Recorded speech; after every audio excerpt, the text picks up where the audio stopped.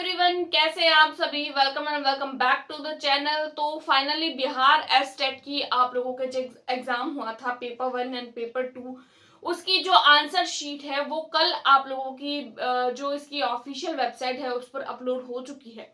अब सबने अपने अपने जो भी पासिंग मार्क्स है या फिर जो भी आप लोगों के कट ऑफ मार्क्स होते हैं वो आप लोगों ने अपने अपने चेक कर दिए होंगे। फिर भी एक दो कमेंट्स मुझे ऐसे देखने को मिले कि बहुत सारे कैंडिडेट्स को नहीं पता है कि इसकी जो कट ऑफ है यानी जो पासिंग मार्क्स होते हैं बीएस टेट के वो कितने होने चाहिए। तो आज की वीडियो में हम लोग एक तो इसकी कट ऑफ यानी इसके पासिंग मार्क्स पर डिस्कस करेंगे, देन हम लोग बात करेंगे नॉर्मलाइजेशन पर। नॉर्मलाइजेशन क्या होता है, किस तरीके से होता है और किस तरीके से नॉर्मलाइजेशन होने के बाद में आप लोगों के मार्क्स इंक्रीज हो सकते हैं, बढ़ सकते हैं। क्योंकि देखिए ये एक एलिजिबिलिटी क्राइटेरिया का एग्जाम होता है, इसके लिए हमारे एक दो मार्क्स भी जो होते हैं वो बहुत ज्यादा इंपॉर्टेंट होते हैं। तो ऐसे कैंडिडेट जो अपने पासिंग मार्क्स से एक या दो मार्क्स नीचे है तो उनके लिए ये जो इन्फॉर्मेशन है वो बहुत ज्यादा इंपॉर्टेंट है। क्यों? क्योंकि उनमें वो अगर फेल हो रहे हैं अपने एक या फिर 1.5 मार्क्स से या 2 मार्क्स से तो उनके लिए जो है वो ये एक अच्छी बात हो सकती है कि अगर नॉर्मलाइजेशन होता है तो शायद से उनके एक या 2 मार्क्स बढ़ के और वो भी पास हो सकते हैं। क्योंकि ये अगर आप लोग इस एग्जाम में पास होते हैं तो ही तो आप लोग आगे वाले बीपीएससी टीआरई 4.0 के लिए एलिजिबल हो पाएंगे। तो फिर हम बात कर रहे हैं सबसे पहले तो बिहार एस्टेट एग्जाम की, जिसकी आप लोगों की पेपर 1 की जो आंसर की है वो आ चुकी है और पेपर 2 की आप लोगों की अब आएगी।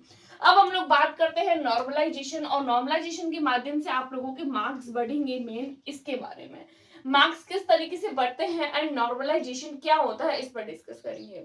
देखिए आप लोगों का जो बिहार एस्टेट का जो पेपर था वो आप लोगों के ऑनलाइन मोड पर था।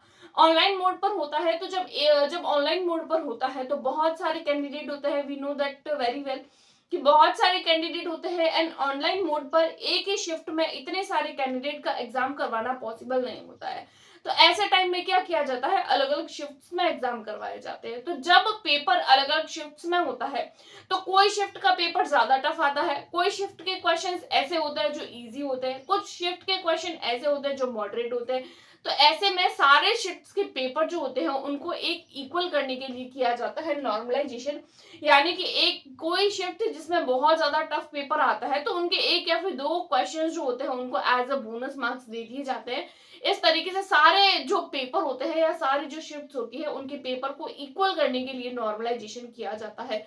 और नॉर्मलाइजेशन होता है और ऑनलाइन मोड पर था तो 100% आप लोगों के जो नॉर्मलाइजेशन इस जो है वो पेपर में होगा। तो फिर अगर आप लोगों ने जो इस एग्जाम को दिया है, अगर आप लोग पास हो रहे हैं तो बहुत अच्छी बात है। लेकिन अगर आप लोग एक या दो मार्क्स से रह रहे हैं ना तो आप लोगों के लिए अच्छी बात होगी कि नॉर्मलाइजेशन जब भी होगा तो आप लोगों के मार्क्स बढ़ेंगे। पहली बात तो ये मैं आप लोगों को रीजन बता रही हूँ मार्क्स बढ़ने का। सेकंड रीजन मैं आप लोगों को ये बता रही हूँ कि देखिए जब भी कोई आंसर की आती है ना तो 100% श्योर कोई नहीं होता है कि इस क्वेश्चन का आंसर यही होगा। हाँ, बहुत सारे क्वेश्चंस ऐसे होते हैं जो हम लोगों को कंफर्म होते हैं कि इस क्वेश्चन का आंसर यही होगा। लेकिन हर एक जो पेपर होता है उसमें एक या दो क्वेश्चन को लेकर हर किसी के माइंड में कंफ्यूजन रहती है। तो ऐसे में क्या किया जाता है, हर एक एग्जाम में, यहाँ की भी बात कर रही हूँ बल्कि हर एग्जाम में होता है कि हम लोग क्या करते हैं, किसी एक पर्टिकुलर क्वेश्चन, मान लीजिए कोई एक पर्टिकुलर क्वेश्चन है, कोई 13 नंबर क्वेश्चन हो गया, 14 नंबर क्वेश्चन हो गया। उस क्वेश्चन को जब मैंने देखा कि मैंने जो आंसर लगाया था वो ठीक था और जो हमारे बोर्ड द्वारा जो आंसर दिया गया है वो गलत है और हमारे पास में ऑथेंटिक प्रूफ भी है कि इसका आंसर सही है, तो हम क्या करते हैं, बोर्ड के लिए, बोर्ड पर जो है वो उस क्वेश्चन के लिए आपत्ति लगाते हैं।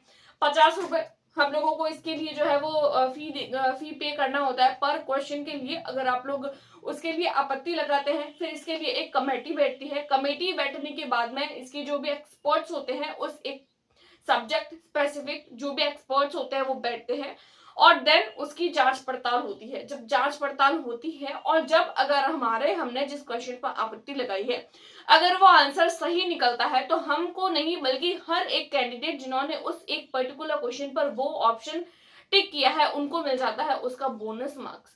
तो सेकंड रीजन आप लोगों का ये हो जाता है आप लोगों को बोनस मार्क्स मिलने का। तो दो रीजन हो सकते हैं, अगर आप लोगों फेल हो रहे हो तो हो सकता है कि आप लोग पास हो जाए। फर्स्ट आप लोग नॉर्मलाइजेशन से, देन आप लोगों के normalisation, first normalisation and then आप लोगों के आपत्ति के माध्यम से। तो इस तरीके से आप लोगों के मार्क्स बढ़ने के चांसेस रहते हैं। अब हम लोग देख लेते हैं कि इसके कट ऑफ मार्क्स है कितनी, क्योंकि जब मैंने इसके आंसर की को लेकर वीडियोस बनाई है ना, उस पर मुझे काफी कमेंट्स देखने को मिले कि मेरे इतने मार्क्स से क्या मैं पास हूँ। तो इसका मतलब बहुत सारे कैंडिडेट को नहीं पता है कि इसके एक्चुअल में पासिंग मार्क्स कितने होते हैं। तो फिर चलिए अब हम इसके पासिंग मार्क्स को एक बार के देख लेते हैं। पासिंग मार्क्स जिसको हम लोग कट ऑफ मार्क्स भी बोलते हैं, तो उस पर हम लोग चर्चा करेंगे। अगर आप लोग एज अ जनरल कैटेगरी है, यूआर जिसको हम लोग बोलते हैं, या फिर अगर आप लोग ईडब्ल्यू ऐसे है, तो आप लोगों को 50% मार्क्स लाने होंगे। अगर आप लोग 50% मार्क्स ला रहे हैं तो आप लोग पास है, अदरवाइज आप लोग पास नहीं है।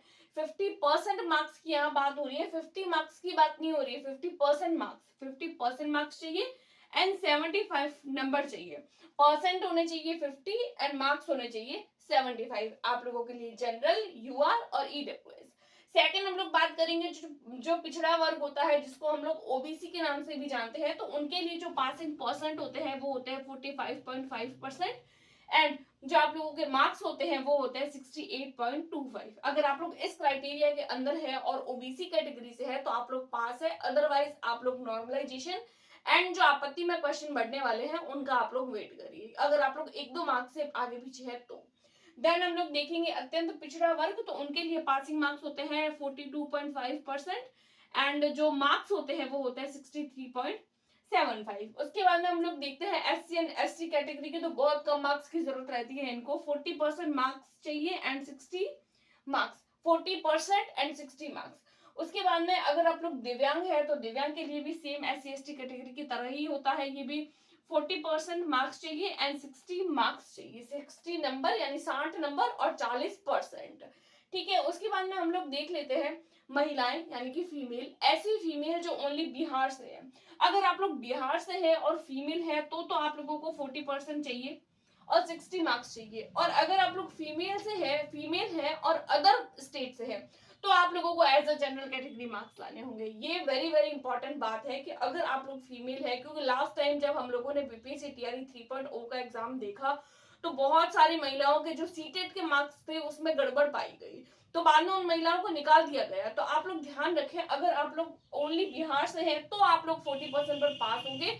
अगर आप लोग अदर स्टेट की है, महिलाएं हैं, पुरुष है, किसी भी कैटेगरी से है, एससी एसटी ओबीसी कोई भी कैटेगरी से है, चाहे महिलाएं भी है, तो भी आप लोगों को as a general category marks लाने होंगे और 50% मार्क्स पूरे लाने होंगे, यानी कि 75 नंबर आप लोगों को लाने होंगे।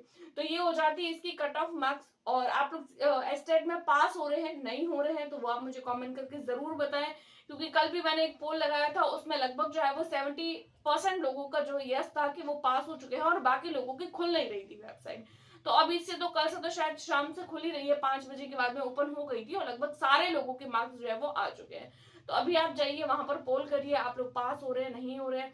ये छोटी सी इन्फॉर्मेशन आज के लिए। Thanks for watching.